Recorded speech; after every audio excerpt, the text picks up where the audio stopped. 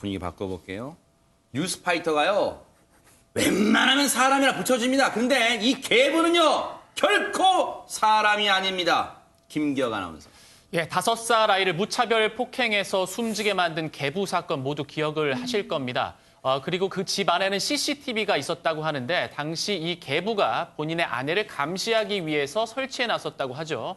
이 오늘 열린 재판에서 이 CCTV 영상이 공개가 되면서 굉장히 큰 충격을 주고 있다고 합니다. 어허. 그리고 이 재판에는 증인으로 이 5살 아이의 친모, 그러니까 계부의 아내가 직접 출석을 해서 증언을 하기도 했는데요. 네. 그 내용을 굉장히 상세히 밝혔는데 충격적이어서 굉장히 입이 다물어지지 않는 수준이었습니다. 아니 대체 어떤 내용이길래 그 재판에 참석했던 방청객들의 고개를 절레절레 저었대요. 최단비 변호사님. 그러니까 이날 친모가 법정에 증인으로 나왔는데 증인으로 출석하기 전에 남편인 계부의 퇴정을 요구를 했어요. 그래서 계부가 퇴정한 상태에서 상당히 떨리는 목소리로 이제 증언을 했는데 이 증언에 따르면 보육시설에 있던 첫째, 그때가 8살이었어요. 둘째는 데리고 왔는데 2019년 8월 30일에 애들을 데리고 온 거예요.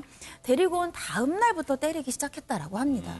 그러면 왜 데리고 왔는지 모르겠어요. 데리고 어허. 와서 다음 날 때리기 시작을 했고 이 친모의 양어머니를 뵈러 열흘간 부산으로 여행을 갔었는데 이 여행 중에도 계속해서 폭행이 있었고 아하. 여행 끝나고 집으로 돌아온 다음 날로부터 폭행이 날로 심해졌다는 겁니다. 네. 2019년 9월 11일 날은 밤 늦게 귀가를 했는데 아이가 거짓말을 한다는 이유로 엎드려 뻗치게 하고 바가지로 때리고 밥도 주지 않고 외출을 반복을 했고요. 정말 끔찍한 게 성인 덩치의 골든 리트리버 믹스견과 이 아이만 둘이 화장실에 사흘간 감금하고 홀로 두기도 했다라고 합니다. 아니 최진봉 교수님. 예.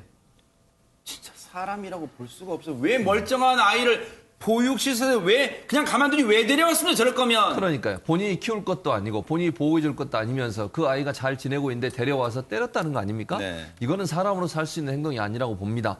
제가 그냥 추측컨대 생각해 네. 보면 아동학대를 하는 사람들이 대체적으로 네. 외부에서 본인이 뭐 여러 가지 스트레스 받는 거나 아니면 다른 사람 앞에 할 수 없는 행동을 약하고 자기 자유의 범위 안에 들어와 있는 자기의 네. 어떤 뭐랄까요, 보호 범위 안에 들어있는 어린 아이들을 대상으로 해서 화풀이하는 경우들이 가끔 네. 있는데 이 사람은 그런 증상이 아닌 게 의심이 돼요, 사실은. 네. 저는 이것도 조사해 봐야 생각을 합니다. 네. 그러니까 이 아이를 폭행함으로써 본인이 스트레스를 해소하거나 아니면 카타르시스를 느끼는 형태가 아닌지 상당히 의심스럽다. 네. 그렇지 않다고 하면 멀쩡하게 잘 있는 아이를 왜 그주 데려왔겠습니까? 네. 이런 문제는 검찰이나 경찰에 제대로 밝혀서 좀 엄벌에 처하는 일이 필요하다는 생각이 듭니다.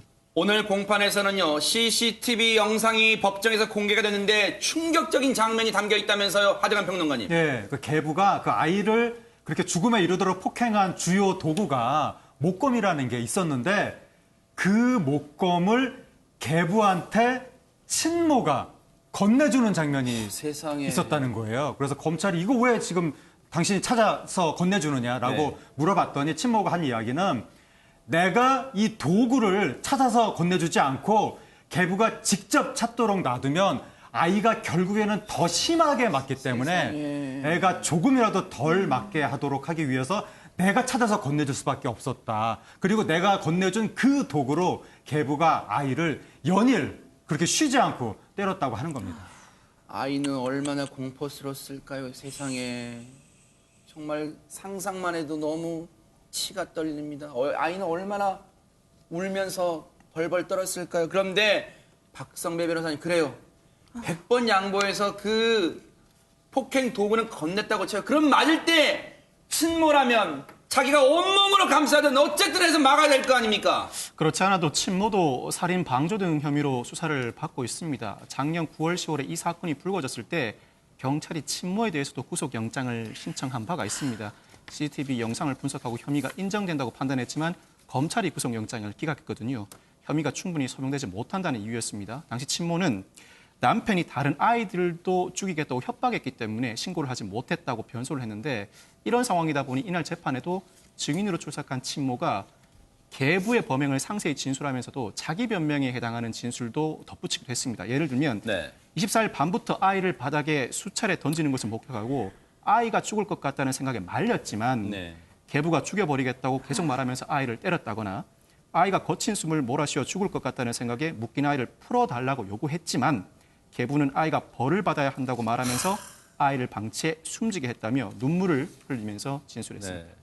그런데 이 재판에서 류초도 용서를 못 받을 판에 아주 황당한 뻔뻔한 요구를 했다는데 대체 내용이 뭡니까? 최단미 그러니까 변호사님. 재판이 끝날 때 이제 판사가 검사한테 다음 기일 때 피고인 신문할 때 어느 정도 시간 걸릴 것 같냐 이렇게 재판을 예상하는 질문을 했더니 검사가 10분에서 20분이면 된다라고 얘기했더니 갑자기 아니 오늘 증인 신문 30분 40분을 해놓고 나는 왜 10분이냐 그렇게 잘났어요? 웃겨요? 이렇게 얘기를 했다는 겁니다. 네. 여기에다가 방청석에 있는 기자들을 향해서도 특정 기자의 이름을 언급하면서 내 기사 그만 써라 확 부숴버릴까 보다 이런 욕설도 내뱉었다고 합니다. 야, 아직까지도 반성의 기미는 요만큼 눈꽃만큼도 찾아볼 수가 없는데요.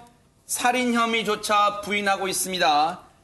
아동 학대 혐의는 일부 인정했는데 협박의 의도가 있었으나 훈육 차원이었다라고 이런 말을 하고 있습니다.